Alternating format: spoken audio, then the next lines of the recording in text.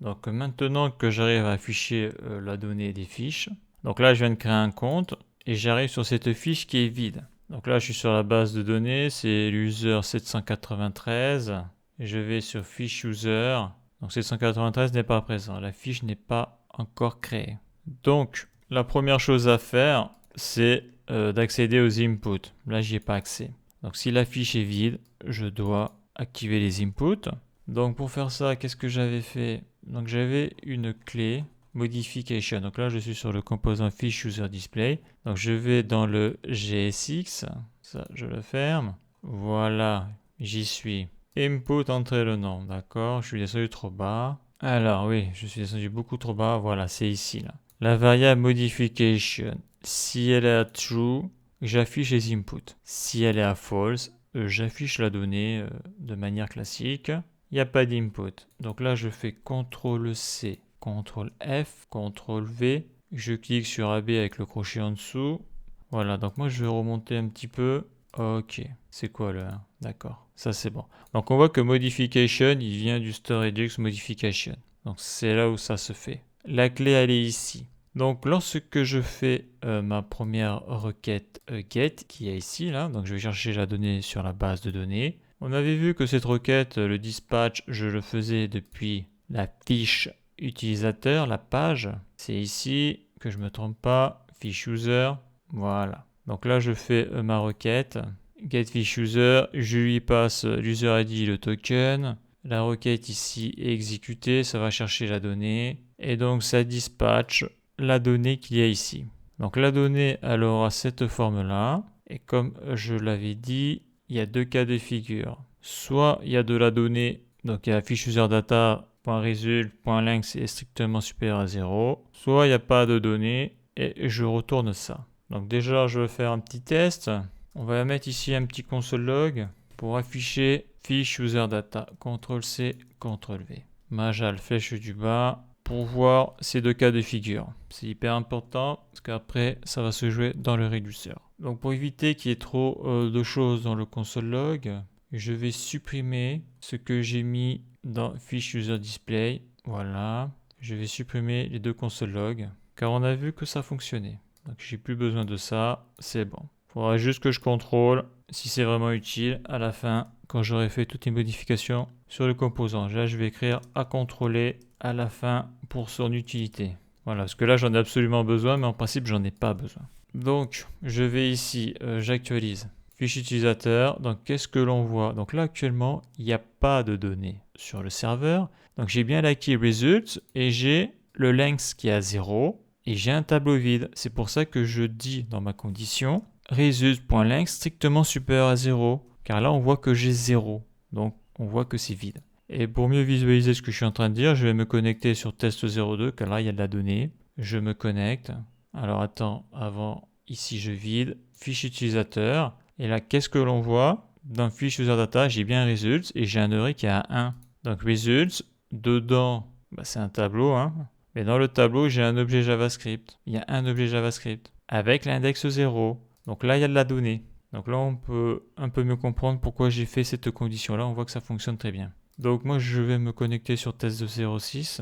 Voilà, je vide. On voit que sur test06, il n'y a pas de données. Sachant que quand je me connecte sur test06, je dois arriver directement sur la fiche utilisateur. Pour le moment, ça ne le fait pas de manière automatique, mais d'ici quelques vidéos, ça va le faire de manière automatique. Par contre, là, ce que je veux absolument, c'est afficher les inputs parce que il n'y a rien du tout dedans. Donc ça, on a vu comment ça marchait, je le supprime, j'en ai plus besoin, je nettoie le fichier. Voilà. Donc, ça va se jouer au niveau du reducer parce que la clé, elle est ici. Il faut que je la passe à true.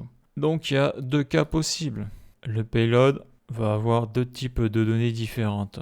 Donc je vais mettre un commentaire. Si le tableau, je précise fiche utilisateur, est vide, ça veut dire que la fiche est inexistante. La fiche n'existe pas sur la base de données. Donc pour visualiser ça, je fais un console log et je vais y mettre l'action. Parce que là, il va falloir que je fasse une condition. Là. Ça sera plus clair avec ça. Donc je vais ici, je vais sur Redux, je vais sur fiche utilisateur. Donc là, on voit qu'à chaque fois, il me fait les deux trucs. Bon, c'est pas grave pour le moment, je laisse ça comme ça. Je verrai ça complètement à la fin de la vidéo. Complètement à la fin de toutes mes modifs pour voir s'il faut lui mettre un use memo, un truc comme ça. Donc là, pour le moment, j'y suis pas. Voilà, donc dans l'action, le payload est vide, le tableau est vide. Alors que, donc je vais ici, on voit que le tableau est vide. Donc si je vais sur l'autre là, test 02, se connecter, on va voir que, alors fiche utilisateur bien sûr, on va voir que, je clique ici, que l'action, on voit que le payload, il y a la donnée. Et après bien sûr ça met à jour le state. Donc là on peut voir que modification est à false. Si je reviens sur test 06, se connecter, je clique ici. Alors non, je clique d'abord ici et après je clique ici. Donc il va falloir que quand j'ai un truc comme ça, quand j'ai un tableau vide comme ça là, on le voit, il est vide le tableau dans l'action, c'est-à-dire dans le payload. Il faut que je passe la clé ici là, modification, il faut que je la passe à true. Et là, magique, ici ça va se transformer. J'aurai les inputs. Donc ça, j'en ai plus besoin. On a vu la différence avec une fiche existante et une fiche vide. Donc comment je fais ça? Je fais if, donc la condition, les accolades. Donc si ici c'est true, eh bien tu me mets le state.modification, tu me le mets à true. Et si c'est false, tu fais le state.modification, tu me le mets à false. Donc la condition, ça va être quoi? On sait que la donnée, elle vient de l'action et du payload. Donc on voit que j'ai un tableau. Donc la question c'est quelle est la longueur du tableau? Donc c'est length. Et qu'est-ce que je veux? Donc dans mon autre condition j'avais mis strictement supérieur à 0. Là moi ce que je veux c'est strictement égal à 0. Donc si c'est strictement égal à 0, la longueur du tableau, ça veut dire que le tableau est vide comme on a pu le voir précédemment. Il n'y a rien sur la base de données. Donc tu me mets le state modification à true.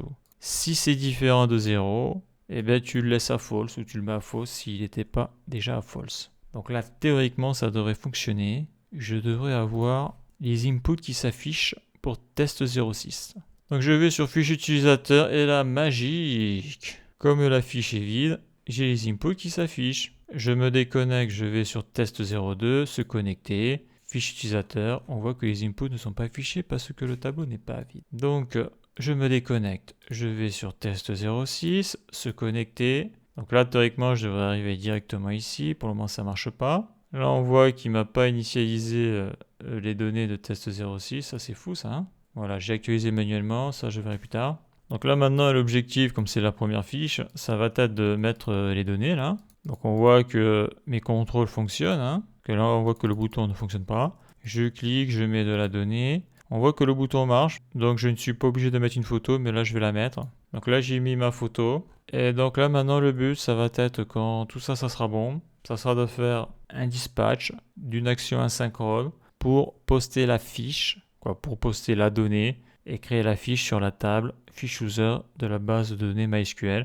Donc là si je clique sur envoyer, il ne va rien se passer parce que ce n'est pas programmé, ce n'est pas codé. Car ça, il va falloir faire ici l'action asynchrone, donc la requête post.